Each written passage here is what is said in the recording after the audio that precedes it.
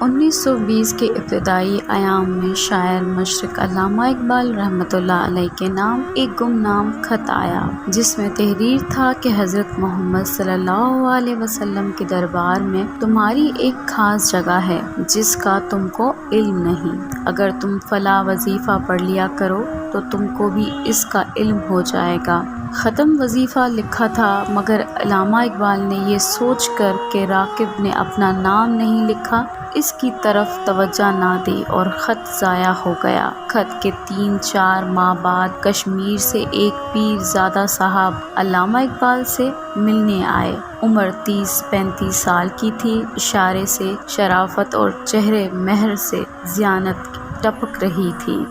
پیرزادہ نے علامہ اقبال کو دیکھتے ہی رونا شروع کر دیا۔ آنسو کی ایسی جھڑی لگی کہ تھمنے میں نہ آئی۔ علامہ نے یہ سوچ کر یہ شخص شاید مصیبت زدہ اور پریشان حال ہے اور میرے پاس کسی ضرورت سے آیا ہے، شفقت آمیز لہجے میں استفسار حال کیا۔ پیرزادے نے کہا، مجھے کسی مدد کی ضرورت نہیں، مجھ پر اللہ تعالیٰ کا بڑا فضل ہے۔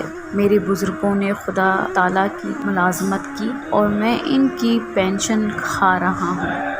میرے اس بے اختیار رونے کی وجہ خوشی ہے، نہ کوئی غم۔ ڈاکٹر صاحب کے مزید استفسار پر اس نے کہا کہ میں سری نگر کے قریب ایک گاؤں کا رہنے والا ہوں۔ ایک دن عالم کشف میں نے حضرت محمد صلی اللہ علیہ وسلم کا دربار دیکھا۔ جب نماز کے لیے صف کھڑی ہوئی تو آپ صلی اللہ علیہ وسلم نے دریافت فرمایا کہ محمد اقبال آیا یا نہیں؟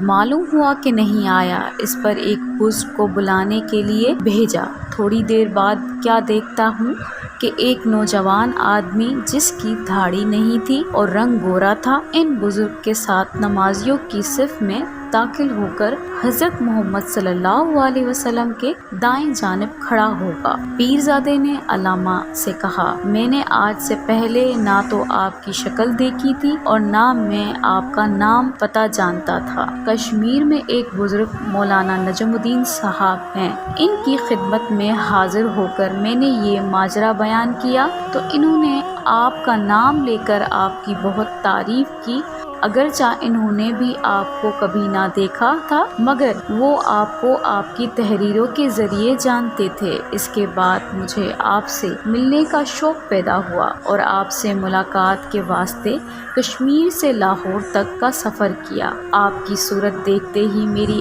آنکھیں اشک باروں ہو گئیں کہ اللہ تعالیٰ کے فضل سے میرے کشف کی عالم بداری میں تصدیق ہو گئی، کیونکہ جو شکل میں نے عالم کشف میں دیکھی تھی، آپ کی شکل و شوبات عین اس کے مطابق ہے، سر نو فرق نہیں۔ کشمیر پیرزادہ اس ملاقات کے بعد چلے گئے۔ اب ڈاکٹر اقبال وہ گمنام خط بہت یاد آیا، مگر وہ آپ کو آپ کی تحریروں کے ذریعے جانتے تھے۔ اس کے بعد مجھے آپ سے ملنے کا شوق پیدا ہوا اور آپ سے ملاقات کے واسطے کشمیر سے لاہور تک کا سفر کیا۔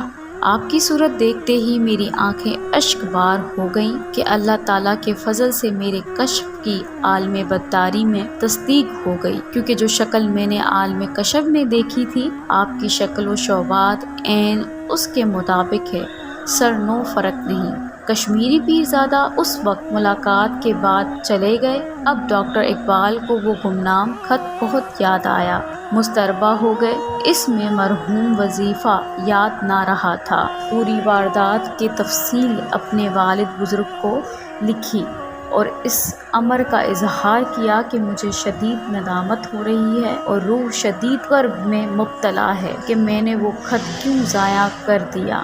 آپ ہی اس کی تلافی کی کوئی صورت بتائیں، کیونکہ پیرزادہ صاحب یہ بھی کہتے تھے کہ میں نے آپ کے بارے میں جو کچھ دیکھا وہ آپ کے والدین کی دعاؤں کا نتیجہ ہے، اس لیے آپ یا تو کوئی علاج اور تدابیر بتائیں یا خاص طور پر دعا فرمائیں کہ اللہ تعالیٰ گرہ کو کھول دے، کیونکہ پیرزادہ صاحب کا کشف اگر درست ہے تو میرے لیے بے خبری اور لا علمی کی حالت سخت تکلیف دہ ہے۔